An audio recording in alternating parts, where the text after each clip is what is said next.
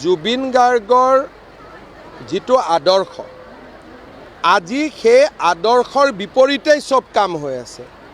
জুবিন গাৰ্গে তেওঁৰ শৰীৰতে মহাদেৱৰ টেটু বনোৱা আছে। তেওঁ এজন শিৱ ভক্ত আছিল। এতিয়া তেওঁক লগাই দিয়া হ'ল মোৰ জাতি নাই ধৰ্ম নাই। মোৰ জাতি নাই ধৰ্ম নাইটো কাঞ্চনজংঘা চিনেমাৰ এটা ডাইলগ। কিন্তু জুবিন গাৰ্গে এজন আমাতকৈ ডাঙৰ শিৱ ভক্ত আছিল। তেওঁৰ ইয়াত চাব শিৱৰ ডাঙৰ টেটু। ৰীতা চৌধুৰীৰ লগত সাক্ষাৎকাৰত চাব তেওঁ বুজাইছিল তেওঁ কিমান শিৱ পূজা কৰে। আৰু মোৰ লগত বহুত ফটো আছে য'ত জুবিনে মন্দিৰত পূজা কৰা। জুবিনকতো নাস্তিক বনাই দিলে বাওঁপন্থীসকলে।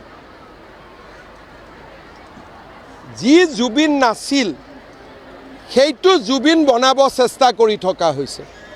সেইকাৰণে বিজেপিয়ে ৰাজপথত নামিছে যাতে প্ৰকৃত জুবিনজন হেৰাই নাযায়।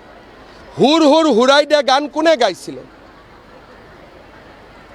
এতিয়া সেইবিলাকে যিবিলাকক জুবিনে নমতা অতিথি বুলি কৈছিলে তেওঁলোকে জুবিনৰ সমাধিত আহি ভিৰ কৰি আছে। কয় জুবিনৰ জাতি নাই ধৰ্ম নাই। জুবিনৰ শ্ৰাদ্ধ 13 দিনীয়া 11 দিনীয়া সম্পূৰ্ণ হিন্দু নিয়মমতে হৈছে নে নাই হোৱা? গতিকে জাতি নাই ধৰ্ম নাইটো কোনে উলিয়ালে? এই গোটেই জুবিনৰ সন্মুখত লৈ সনাতন হিন্দু ধৰ্মক দুৰ্বল কৰিব বিচৰা হৈছে। গতিকে এই কথাবিলাক আমি একমাহ নোযোৱাৰ কাৰণে কোৱা নাছিলোঁ। এতিয়া আমি সকলোকে বিতৰ্কলৈ মাতিছোঁ যে আমাক দেখুৱাই দিয়ক জুবিনৰ ধৰ্ম নাছিল বুলি, জুবিনৰ জাতি নাছিল বুলি। কাঞ্চনজংঘা চিনেমাৰ এটা ডাইলগ তাক কিমান অপব্যৱহাৰ কৰি আছে বাওঁপন্থীসকলে আপোনালোকে চিন্তা কৰক।